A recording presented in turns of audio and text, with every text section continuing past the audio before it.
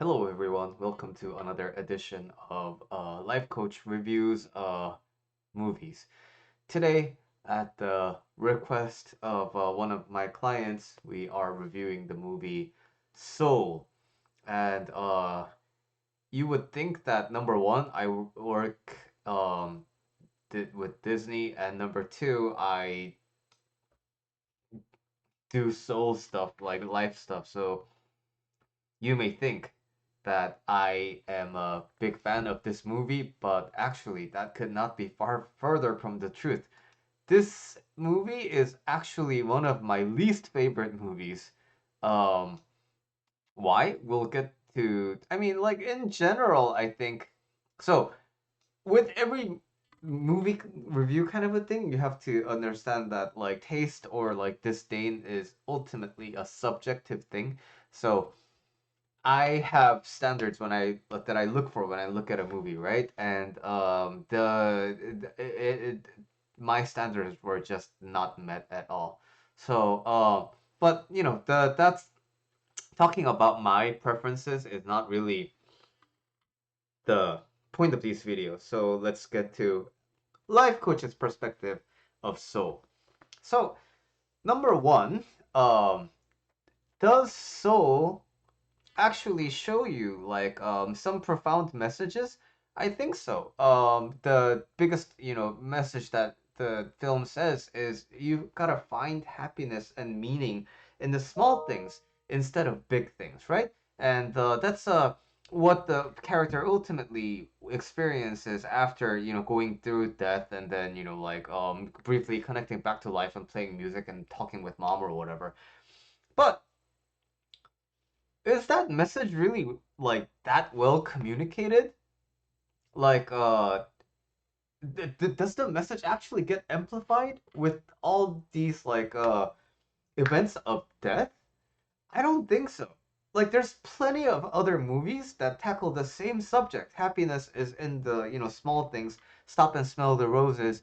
And this death experience and like encounter with the soul world, I think was completely wasted because like those aspects were just, in my opinion, used for comedic relief and weren't really like plot devices for anything, in my opinion.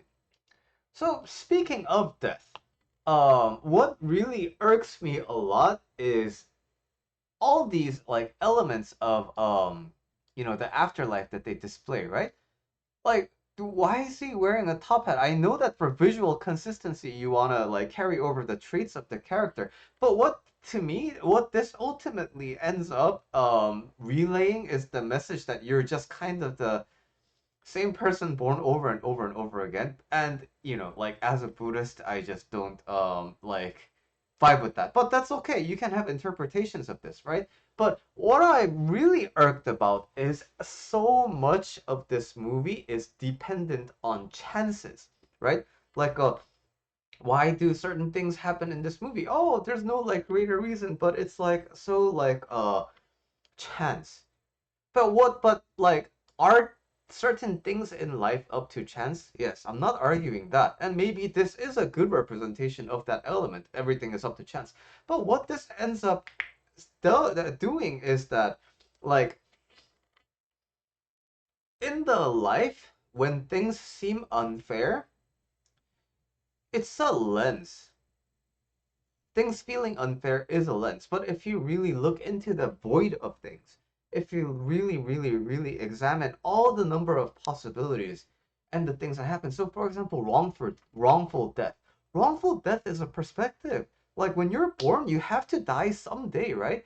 And obviously, nobody wants to die, and so nobody wants to die young. But what is young? People before, like people used to die in their like 60s, but now it's like 80s and the life expectancy grows up. So now when people die in their like 40s, 50s, 60s, it's dying relatively young, right? So when you look at the things that seemingly seem unfair in life, in the grand scheme of things, the grand scheme of things, it tends to be all in the realm of possibilities.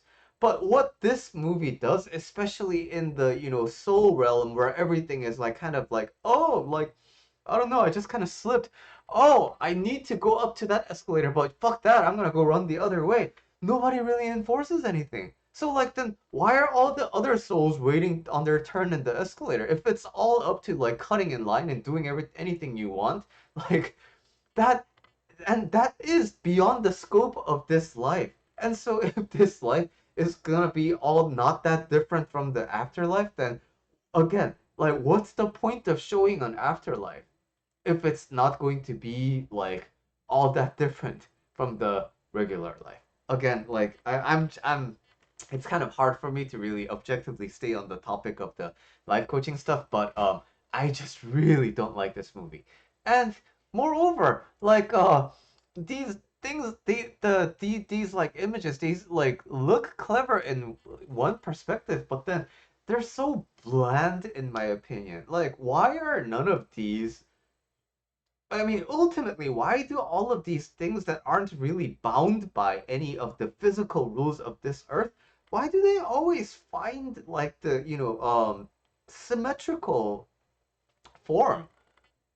And why like, shapes like this? If this is truly the beyond, it's not subject to any of the rules in the physical realm, but why is it like following that? And why is there gravity in the afterlife? And so many just like things are just I think poorly executed. Story wise too, there's just so many loopholes and so many things that are up like it's just lazy plot drive, right? Like, oh, like this really pivotal moment in the story happened. Why? Oh, because he just fell into the wrong body. And then, oh, why did that happen? Oh, I don't know. Like, he got moved by something. It just not a big fan at all. Uh, and in my opinion, this hits the peak when, in the end, Joe actually gets a second life. Again, if it's purely by chance, I get it. But again, it's by like some kind of coincidence or like some person. I mean, some will that doesn't really fit in like a really, really, really well made story.